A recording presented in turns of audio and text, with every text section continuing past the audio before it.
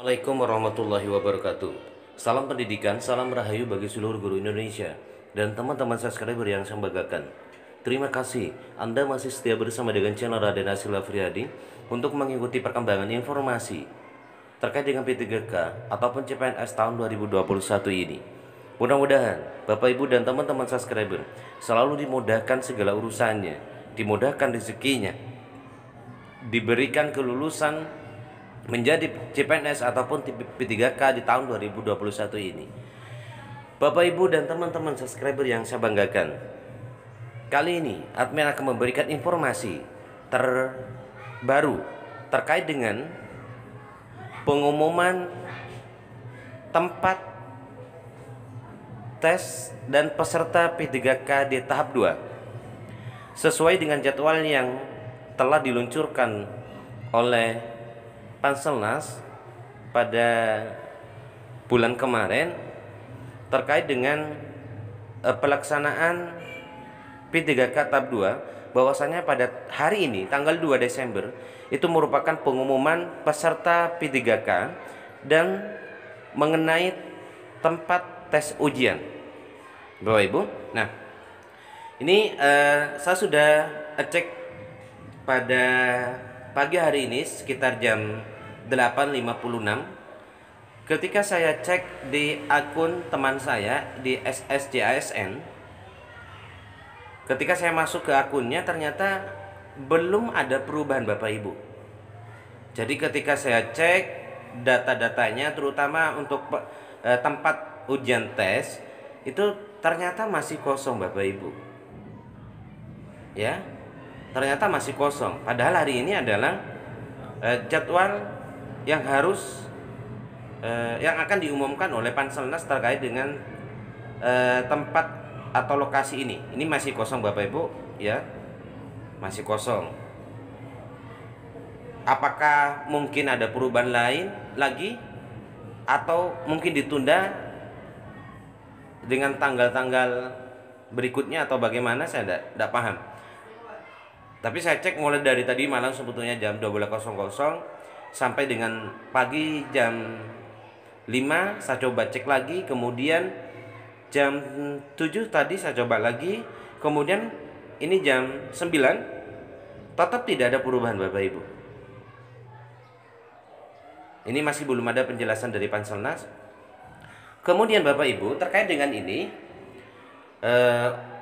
walaupun lokasi itu tes masih belum diumumkan, ada beberapa hal yang perlu Bapak Ibu perhatikan. Misalnya cara pengisian deklarasi sehat, Bapak Ibu.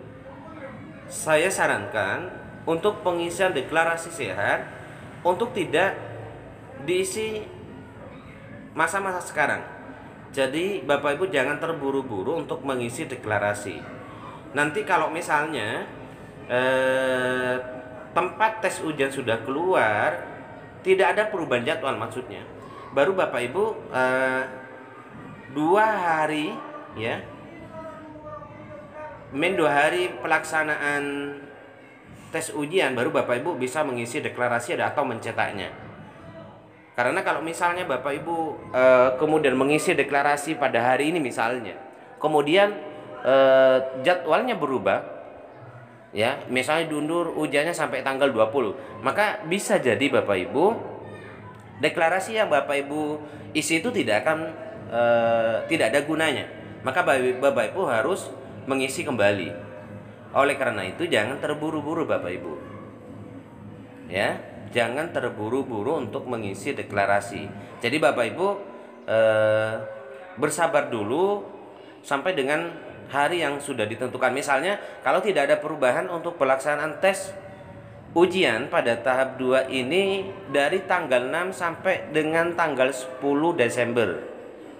Jadi misalnya tanggal 6 masih tetap tidak ada perubahan, jadwal tidak ada perubahan, tidak ada penjelasan dari Panselnas diundur atau bagaimana, maka Bapak Ibu sudah bisa mengisi deklarasi sehat itu. Kemudian Bapak Ibu bisa print. Namun sebelum ada agak dekat dari pelaksanaan tes ujian, saya sarankan Bapak Ibu tidak perlu mengisi deklarasi terlebih dahulu. Nah, tetap terkait dengan deklarasi sehat ini Bapak Ibu. Ini berkaitan dengan surat swabnya, antigen kalau ya, terkait dengan swab, karena nanti ada beberapa berkas yang harus dibawa pada saat ujian Bapak Ibu. Ya, pada saat ujian itu ada beberapa berkas, salah satunya adalah print out deklarasi sehat, kemudian ada surat keterangan swab terkait dengan COVID-19 ini. Nah, keterangan surat keterangan swab ini bisa Bapak Ibu dapatkan dari puskesmas yang berada di kecamatan Bapak Ibu, atau mungkin di rumah sakit umum di kabupaten Bapak Ibu. Namun saya sarankan Bapak Ibu mengambilnya di puskesmas kecamatan ya. Mengambilnya puskesmas kecamatan. Nah, untuk pembuatan surat keterangan sehat dari puskesmas ini terkait dengan swab ini ya, Bapak Ibu lakukan H-1 sebelum ujian ya. Jadi membuatnya ke puskesmas itu H-1 dari ujian, tes ujian. Karena untuk keterangan swab ini Bapak Ibu hanya berlaku sekitar 2 hari itu.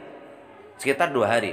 Nah, kalau pada swab pertama ini Bapak Ibu misalnya 4 hari sebelum ujian Bapak Ibu sudah membuat ya, 4 hari sebelum ujian Bapak Ibu sudah membuat, artinya ketika sudah nyampe pada H pelaksanaannya, pada pelaksanaan tes itu kan sudah 4 hari, artinya surat swab keterangan dari puskesmas itu tidak berlaku Bapak Ibu, dan Ibu harus membuat surat keterangan swab itu kedua kalinya.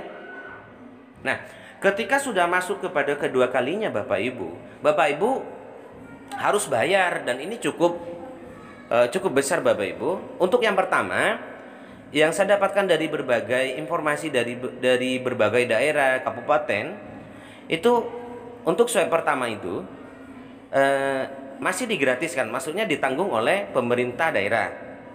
Namun ketika Bapak Ibu itu sudah swab kedua kalinya, karena mungkin Bapak Ibu terlalu cepat membuat swab pertama hingga menjadi kadaluarsa tidak berlaku, maka swab kedua ini Bapak Ibu harus bayar Bapak Ibu. Kalau di daerah saya itu sekitar 450 atau 500 ribu.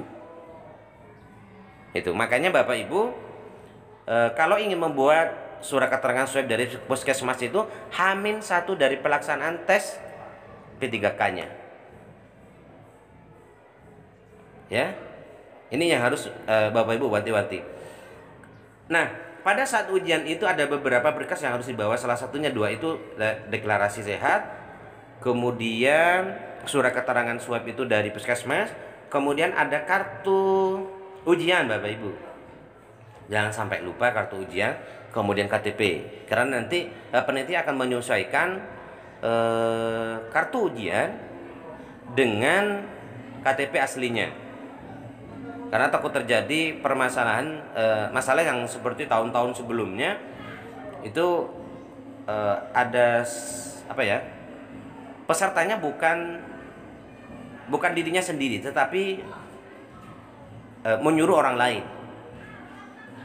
Ya, menyuruh orang lain. Makanya nanti memang agak ketat untuk pelaksanaan tes P3K ini. Jadi bawa KTP aslinya, kemudian kartu ujian, kemudian kartu deklarasi sehat, dan surat keterangan swab. Ini yang harus Bapak Ibu bawa. Ya, mudah-mudahan informasi ini bisa tersampaikan kepada teman-teman guru, terutama bagi yang akan mengikuti pada tes tahap 2 ini.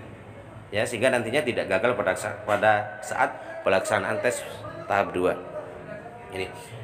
Baik, kemudian bagi teman-teman guru yang masih belum yang baru saja menemukan channel Raden Hasil Afriyadi, silakan Bapak Ibu di subscribe, like, komen, dan dibagikan. Kemudian aktifkan notifikasinya biar Bapak Ibu mendapatkan informasi terbaru secara cepat ketika channel ini memberikan informasi. Baik, salam pendidikan, salam rahayu. Assalamualaikum warahmatullahi wabarakatuh.